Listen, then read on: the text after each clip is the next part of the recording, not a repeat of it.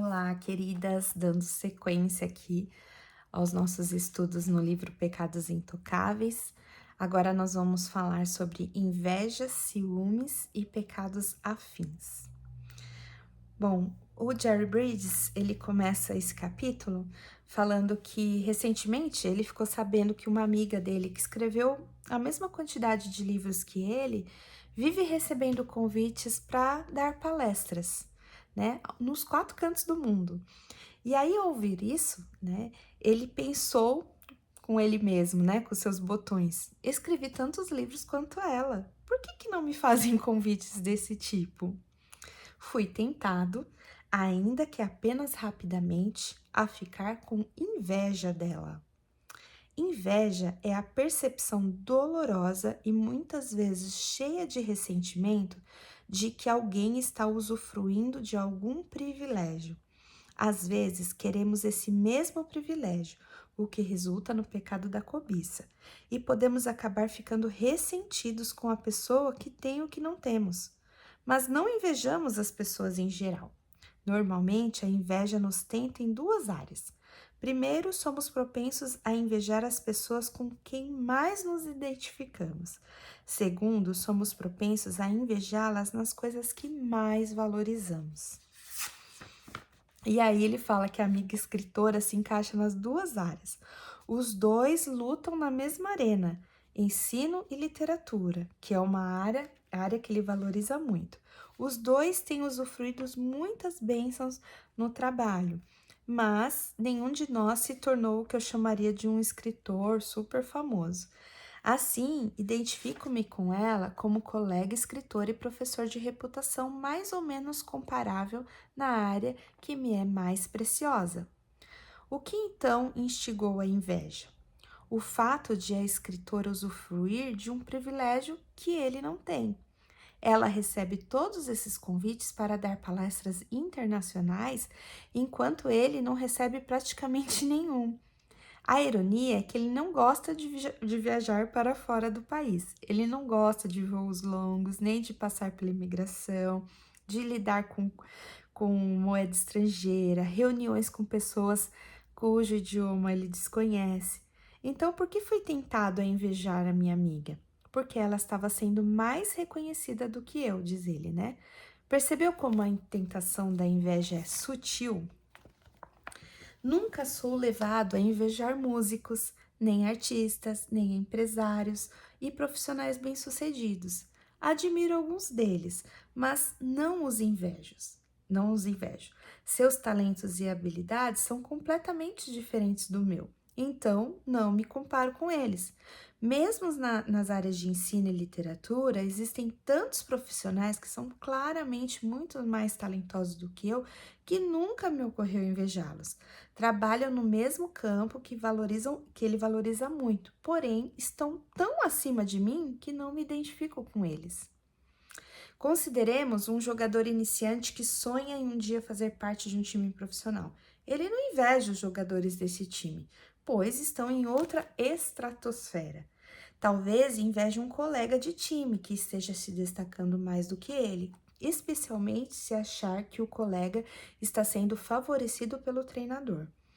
Um corretor de seguros provavelmente não inveja um atleta que ganha um salário colossal, mas pode muito bem invejar um corretor que venda mais seguros do que ele. É improvável que o pastor de uma igreja pequena ou média inveje o pastor de uma mega igreja, mas será tentado a invejar um pastor do mesmo bairro cuja igreja esteja crescendo mais do que a sua. O motivo de sermos invejosos nessas situações é que existem tantas semelhanças que as diferenças saltam aos olhos. Pais invejam pais quando os filhos destes são melhores alunos ou atletas do que os seus, ou quando têm melhores empregos se os filhos forem adultos. Quem sabe, em nosso caso, não invejamos amigos que moram em casas mais bonitas do que a nossa ou que dirigem carros mais luxuosos. As causas da inveja são infinitas. Sempre que nos comparamos com alguém em uma situação melhor do que a nossa, deparamos-nos com a tentação de invejá-lo. Talvez nem mesmo queiramos que nossos vizinhos e amigos possuem. nem mesmo queiramos o que os nossos vizinhos e amigos possuem. Simplesmente nos ressentimos porque eles possuem o que não temos. Ao sermos tentados a ter inveja de alguém, é bom lembrarmos que a inveja, embora nos pareça um pecado sutil e insignificante, faz parte dos pecados odiosos que Paulo relaciona em Romanos 1:29 e Gálatas 5:21. Gente, deu para entender bem, né? Eu fiz questão de ler tudo aqui, porque é bem isso mesmo, né? A gente costuma invejar aquelas pessoas que estão ali no mesmo nível que a gente e que possuem mais privilégios, né? Começam a se destacar ou, enfim, no trabalho, a gente tem, às vezes, algum tipo de situação assim, ou mesmo na igreja. E, apesar, né, como ele falou, de ser um pecado sutil, é um pecado odioso que a gente tem que nem ele fez aqui, ele falou, né, a tentação vem, mas sempre você tem como abafar, né? Por isso que a gente tem que estar cheio de Deus, a gente tem que estar cheio do Espírito Santo para a gente poder rapidamente abafar aquele pensamento. E eu falo isso para todos os pecados, na verdade, né? Tudo começa na nossa mente, né? A gente começa a pensar. E quanto mais vazão a gente dá para aquele pensamento, mais a gente fica ali. Ai, vou pensar nisso mais um pouquinho. A gente cai, né? Aquilo sobe, né? Quer dizer, do coração, eu falo, né? Vai para a mente, da mente vai para a boca e aí a gente peca, né? Ou para as nossas atitudes. Então, uma forma muito boa, né, da gente combater esses maus pensamentos é a gente identificar, né, começar sempre a perceber, pensei uma coisa aqui, tô começando a pensar, não dá vazão, já muda de assunto, você com você mesma, canta um hino, canta uma música, vai ler alguma coisa, mas não deixa aquele pecado ficar ali tomando conta, né? Isso é muito importante. Aí ele fala aqui do ciúme. Ciúme e inveja são pecados bem semelhantes. Na verdade, geralmente equiparamos os dois termos como sinônimos. Existe, porém, entre eles uma tênue diferença que nos ajudará a enxergar mais uma vez como os nossos corações são pecadores. Ciúme é normalmente definido como intolerância com os concorrentes. Existem situações em que o ciúme tem razão de ser, como no caso de alguém estar tentando lhe roubar o cônjuge. Deus chegou a afirmar que ele é um Deus zeloso, ciumento, que não tolera que ninguém nem nada, a não ser ele mesmo, sejam adorados. Contudo, o ciúme pecaminoso ocorre quando receamos que alguém se torne igual ou até mesmo superior a nós, né? A Bíblia oferece vários exemplos em que o ciúme aflorou, e assim conseguimos ver que cara ele tem. No início da igreja cristã, quando as autoridades judaicas ainda mandavam e desmandavam, Lucas conta que os sumos sacerdotes e os saduceus foram tomados de inveja dos apóstolos, porque mais e mais judeus estavam aceitando Cristo. Atos 5, de 17 a 18.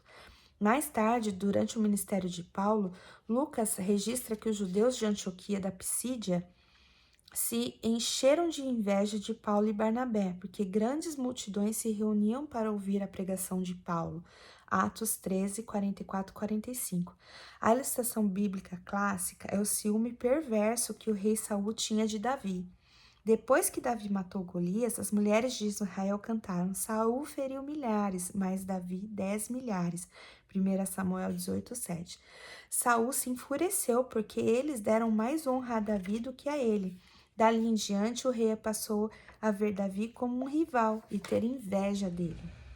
Nós também podemos ficar enciumadas se formos abençoados por Deus em alguma área da vida ou ministério e de repente alguém aparecer e conseguir mais resultados do que nós. E ele dá um exemplo aqui, né, de um vendedor de carro que tinha sido muito bem sucedido. Nos últimos 3 anos ganhou o troféu de melhor vendedor da concessionária. Mas um novo vendedor foi contratado e ultrapassou o Bento. O novato recebe os elogios e prêmios que antes iam para o Bento. É bem provável que o Bento seja levado a ter ciúme do outro. Situações assim acontecem o tempo todo. Sempre aparece alguém que é mais jovem ou mais capacitado ou mais talentoso do que nós. Quando isso acontece, a maioria de nós fica enciumada. Não queremos que ninguém mais usufrua do sucesso e das bênçãos divinas que experimentamos. Como então lidar com a tentação da inveja ou do ciúme? Primeiro, podemos sempre, como em muitas outras áreas de pecados sutis, nos abrigar na soberania de Deus. Precisamos reconhecer que é Deus quem nos concede talentos, habilidades e dons espirituais. Se quisermos sair vitoriosos no combate à inveja e aos ciúmes, temos que colocar Deus em campo. Não podemos esquecer que Ele determina não apenas as nossas habilidades, como também o grau dessas habilidades e da bênção que Ele irá conferir em seu uso. Ao olharmos à volta, fica claro que alguns vendedores de carros são melhores do que os outros. Alguns pastores são excepcionalmente talentosos. Algumas pessoas são mais habilidosas em trabalhar com as mãos na construção de coisas e nos ofícios mecânicos. Não só existem talentos e dons diferentes, como também uma ampla diversidade das bênçãos de Deus sobre esses talentos. Tudo vem de Deus, que criou o pobre e o rico, que humilha e exalta. 1 Samuel 2,7. E Deus quem humilha um e exalta o outro. Salmo 75,7. Precisamos reconhecer que ter inveja e ciúme é tirar Deus de cena, ou então acusá-lo de ser injusto. A segunda arma contra a inveja e o ciúme é lembrar que todos nós cristãos somos um só corpo em Cristo e individualmente membros uns dos outros. Ou como diz a NVI, cada membro está ligado a todos os outros. Romanos 12,5. Assim, Paulo nos incentiva, prefiram dar honra aos outros mais do que a si próprios. No verso 10 da NVI. Em vez de termos invejas daqueles que levam alguma vantagem sobre nós ou ter ciúmes de quem está aparentemente nos superando, vamos dar-lhe honra e aplaudi-lo, pois somos todos membros do corpo em Cristo. E a terceira forma, precisamos entender que se gastarmos energia emocional com ciúme e inveja, perdemos de vista o que Deus pode realizar de especial em nossas vidas. Usando uma metáfora do esporte, não existe a condição de ser primeiro ou segundo reserva, nem de ficar no banco enquanto os outros jogam. Não, Deus tem uma posição e uma tarefa para cada um de nós preenchermos. Concordo que algumas tarefas ganham mais aplausos do que outras, mas todas são importantes no plano de Deus. Aí outro ponto é a competitividade. Coligado à inveja e ao ciúme, encontramos o espírito de competitividade, o desejo de ganhar sempre ou de ser o maioral em nossa área de atividade. O ímpeto competitivo começa logo cedo na vida. As crianças ficam muito contrariadas ou têm chiliques quando são derrotadas num simples jogo infantil. Mas não são apenas as crianças que têm esse problema. Já vi homens adultos que sempre foram cristãos exemplares terem um ataque de nervos porque o time do filho perdeu o jogo. Competitividade é basicamente uma manifestação de orgulho. É um impulso de vencer à custa dos outros. Certamente não é amar o próximo como a nós mesmos. Outro ponto é o controle. Inveja, ciúme e espírito competitivo podem ser agrupadas em uma palavra: rivalidade. Em lugar de vermos uns aos outros como membros participantes do corpo de Cristo, é fácil vê-los como rivais contra quem estamos lutando. Existe outro pecado sutil que podemos incluir nesse grupo. É o pecado de tentar controlar os outros para nos darmos bem ou para conseguirmos o que desejamos. A esposa quer controlar tudo. Ela quer que as coisas sejam sempre do seu jeito. A ilustração não tem o objetivo de jogar a culpa nas mulheres, né? Essa do... é que eu não falei aqui, né? Ele perguntou para um pastor qual era o motivo do atrito entre um casal da igreja. E aí ele respondeu, a esposa quer controlar tudo, né? Homens e mulheres têm competência para serem controladores. Em todos os relacionamentos interpessoais contínuos, há sempre alguém de personalidade mais forte ou mais dominante. Se essa pessoa não tiver cuidado, acaba controlando o relacionamento. Isso não ocorre somente nos casamentos, mas em qualquer situação em que duas ou mais pessoas trabalham ou se divertem juntas. Observamos isso nas crianças enquanto elas brincam. Geralmente, uma delas quer fazer todas as escolhas e fica zangada quando a sua vontade é contrariada. O controlador, ele usa todos os métodos para conseguir o que deseja. Um desses métodos é dominar completamente o relacionamento pela pura força de vontade, de tal modo que a outra pessoa ou pessoas sempre cedem e deixam o controlador fazer o que quer.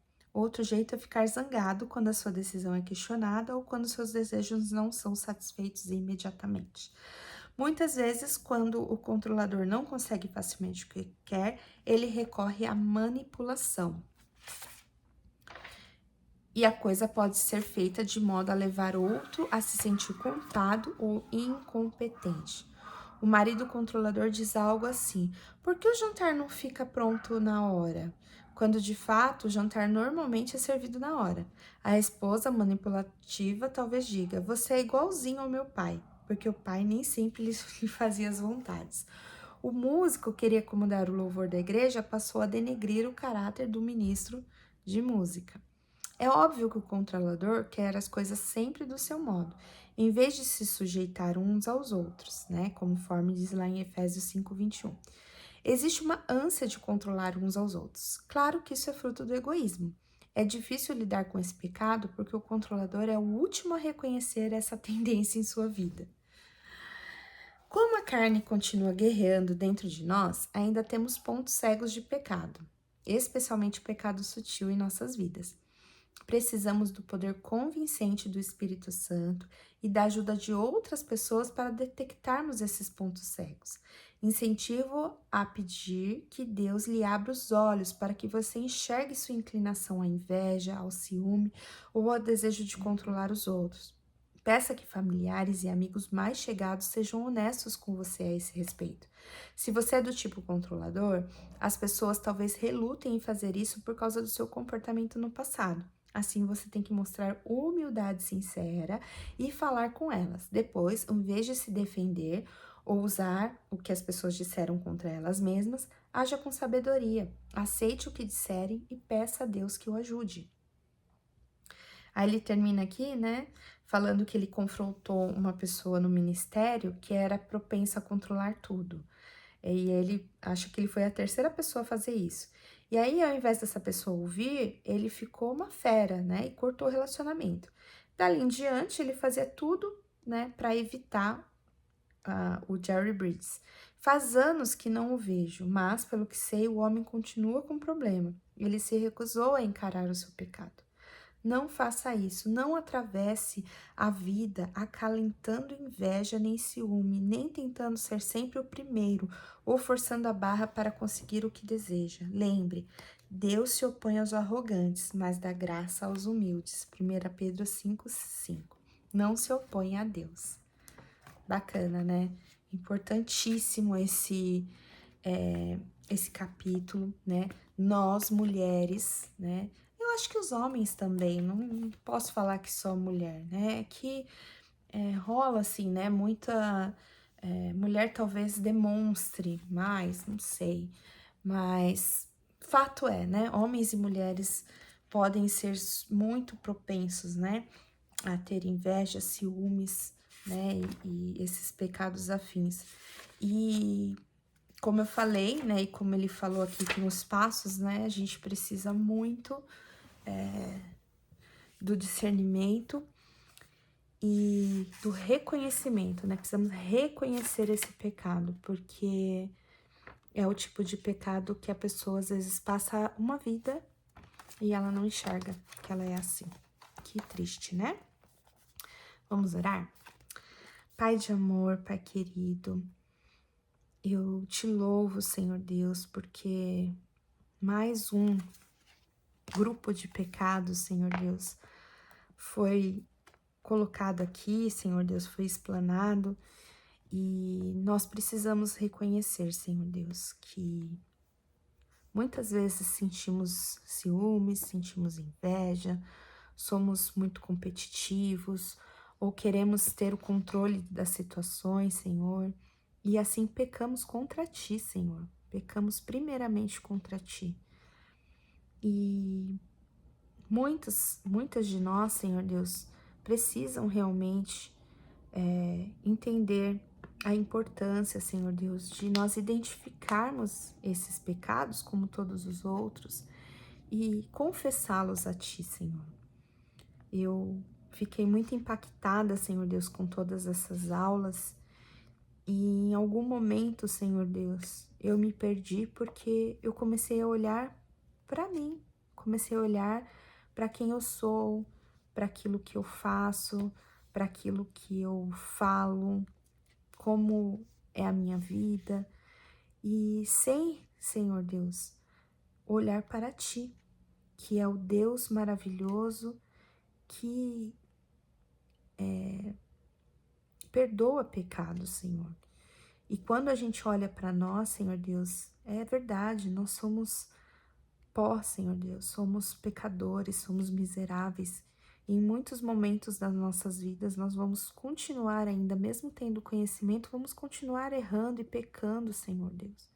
Mas tem misericórdia de nós, Senhor, e nos faça sempre, Senhor Deus, enxergar através do Teu Santo Espírito que convence a gente do pecado, ó Deus, que nós possamos reconhecer os nossos pecados e olhar para o alto, olhar para Jesus, olhar para aquele que foi perfeito, que morreu na cruz por nossos pecados. Nos arrependermos verdadeiramente, Senhor Deus, e não voltarmos a praticar, mas sempre que a tentação vier, Senhor Deus, nos desviarmos, sermos sábios, Senhor Deus. Nos ajuda, Senhor, porque de fato, quando olhamos para nós, Senhor, não temos esperança nenhuma. Não temos esperança, porque sempre pisamos na bola, Senhor Deus. Mas o Senhor é bom. E o Senhor nos resgata, e o Senhor nos salva, o Senhor cura as nossas feridas, o Senhor vai atrás das suas ovelhas, ó Deus, e o Senhor nos limpa, Senhor. Muito obrigada pelo teu amor, pela tua graça. Muito obrigada por este momento de aprendizado, Senhor.